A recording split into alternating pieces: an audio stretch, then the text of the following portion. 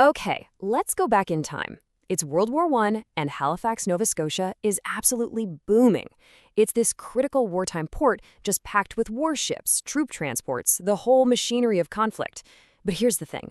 When you live with danger every single day, it just becomes background noise. The people of Halifax had gotten used to it, and that familiarity created this false sense of safety. Nobody, and I mean nobody, could have imagined that the horrors of the Western Front were about to show up right in their harbor, all in a single blinding flash. So, picture the scene. It's the morning of December 6th, 1917. The sky is clear, the air is calm.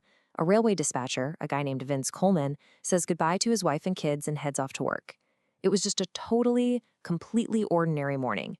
The war felt like it was happening somewhere else, a comfortable distance away. But just before 9 in the morning, something changed. Something incredible happened out in the harbor. A ship caught fire. And it wasn't just any fire. It was sending up this magnificent column of smoke and flames thousands of feet into the sky. It was a spectacle, mesmerizing, even beautiful. And for 20 fatal minutes, the entire city just stopped and watched.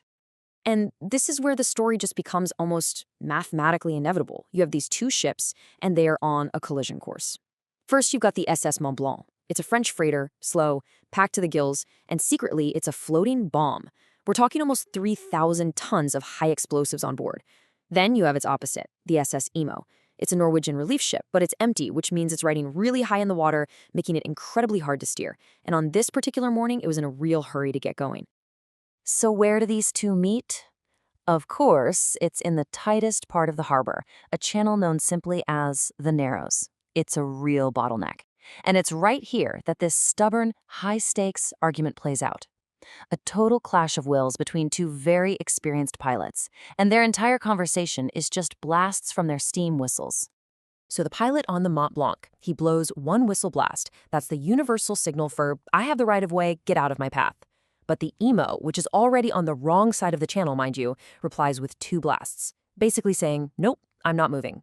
This wasn't some kind of mistake. It was a game of chicken, played with thousands of tons of steel, and neither pilot was willing to back down.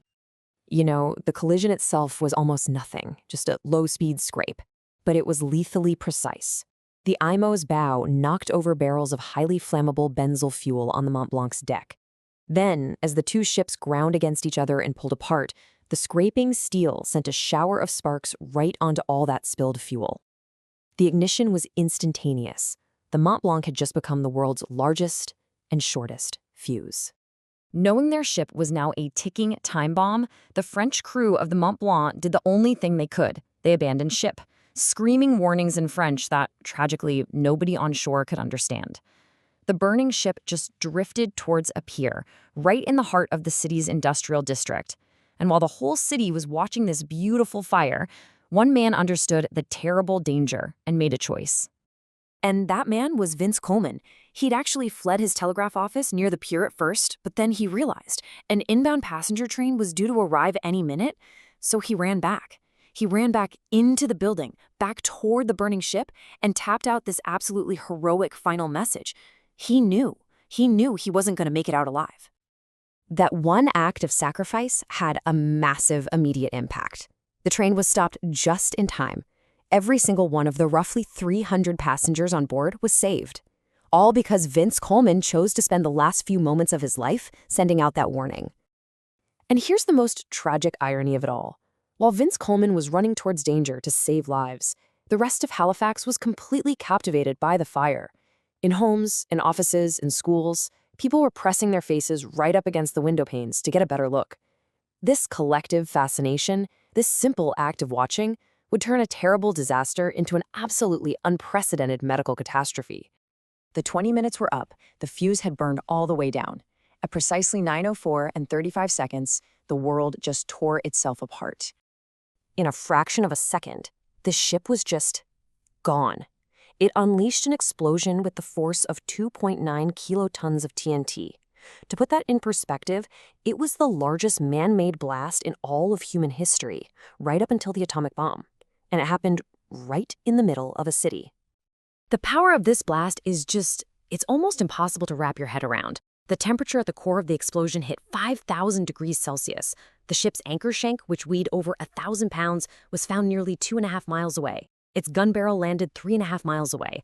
The SS Mont-Blanc wasn't a ship anymore. It was pure shrapnel. The blast literally vaporized the water in the harbor, creating this huge void that the sea then rushed back into. This generated a massive tsunami, some say up to 60 feet high. The wave completely erased the Mi'kmaq community of Turtle Grove and tossed the enormous SS Emo onto the shore like it was a bath toy. So the blast wave itself radiated outwards faster than the speed of sound, and in that instant, nearly every single window in a huge radius just exploded inwards. This is how Halifax earned its horrifying nickname, the City of Glass. It wasn't a metaphor, it was a literal description of what happened. The cost in human life was just staggering. In a matter of seconds, nearly 2,000 people were killed. 9,000 more were injured. And 25,000 people, that's almost half the city's population at the time, were left instantly homeless.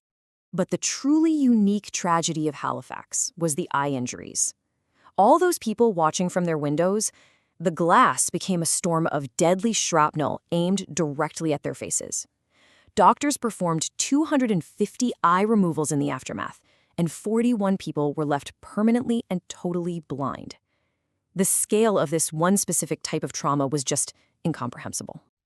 And as if all that wasn't enough, nature delivered a second, unbelievably cruel blow. The very next day, a massive, unforecasted blizzard hit the city, dumping 16 inches of snow on the ruins. Survivors who were trapped in the rubble were now buried alive, their cries for help silenced by the snow. Rescue efforts, already chaotic, ground to a halt. The city was devastated, and then it was buried. You know, in the aftermath of a disaster this big, something happens. Grief very quickly turns into anger. So while rescuers were desperately digging through the rubble searching for life, the city began a very different kind of search, a search for someone to blame. Well, the initial inquiry, it needed a simple villain to absorb all the city's shock and rage. And they found one in Francis Mackey, the local pilot who was on the Mont-Blanc. He was arrested, charged with manslaughter, and his name and reputation were just destroyed. He became the face of the tragedy, a convenient target for a community drowning in grief. The much more complex legal truth that actually both ships were equally at fault took years to come out. And by then, a man's life had been shattered, just to satisfy the public's need for a simple answer. But, and this is pretty remarkable, out of all this horror, an incredible legacy was born. The neighborhood that was wiped out was rebuilt as the Hydrostone, a really innovative fire-resistant housing project. Doctors who were just overwhelmed with casualties developed brand new techniques that advanced surgery and basically laid the groundwork for how we respond to modern disasters. And the staggering number of eye injuries led directly to the creation of the Canadian National Institute for the Blind.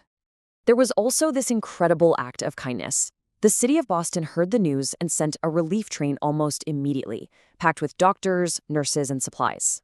And to say thank you for that profound act of friendship, the province of Nova Scotia has sent a massive Christmas tree to the city of Boston every single year since 1971. And that tree, it's so much more than just a tradition. It's a living monument to gratitude. It's a powerful reminder that even after the loudest explosion, after the most deafening silence, the most enduring sound we have is often that of human kindness and compassion. And that really just leaves us with one final thought. The Halifax explosion was this unimaginable scar on the city, but it also forced the city to rebuild, to innovate, to become what it is today. It really makes you wonder, doesn't it? How does a community hold on to the memory of an event that is both its deepest trauma and, at the same time, a core part of its own creation?